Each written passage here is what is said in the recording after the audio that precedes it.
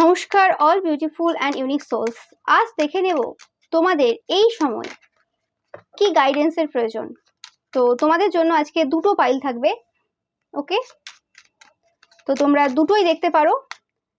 আমার প্রত্যেকটা রিডিং কিন্তু টাইমলেস, তো তোমরা যখন ইচ্ছে যতবার ইচ্ছে তোমরা দেখতে পারো। তো তোমরা চয়েস করে নাও।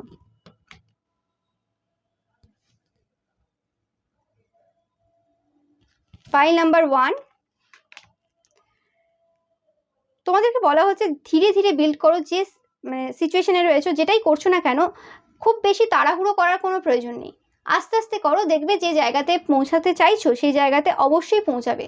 অতিরিক্ত টেনশন নিয়ে বা চাপ নিয়ে যে হবে না, আজকে আমি সমস্ত কাজ করে ফেলবো, আজকেই সব কিছু করে ফেলবো, সেটা না ভেবে ধীরে ধীরে স্মল স্মল স্টেপ নাও।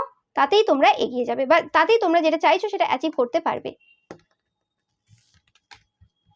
ও মাই গড, পাইল নাম্বার 2, তোমাদেরকে বলা হচ্ছে যে নিজেদের ভেতরে খুশি অনুভব করার চেষ্টা করো। যে সিচুয়েশনেই আছো না কেন, হ্যাপি থাকার চেষ্টা করো।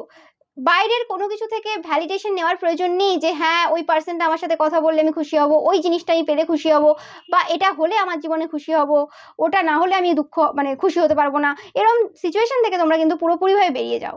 ওকে, অ্যান্ড নিজের ভেতরে সেই আনন্দটাকে না অনুভব করার চেষ্টা করো এবং বোঝার চেষ্টা করো যে সব কিছু তোমার মধ্যে রয়েছে, বাইরে থেকে কিছু পাওয়ার নেই। এবং তোমরা যারা স্পিরিচুয়ালিটিতে বিশ্বাস করো বা মন্ত্রা চ্যান্ট করো বা যাই করো না কেন, কোনো রিচুয়ালস ফলো করো, তো সেই জিনিসটাকে খুব ভালোবাসার সহিত করো এবং সেটাকে কন্টিনিউয়াসলি করতে থাকো। এটাও তোমাদের জন্য কিন্তু অনেক বেশি ভেতর থেকে তোমরা খুশি হতে পারবে।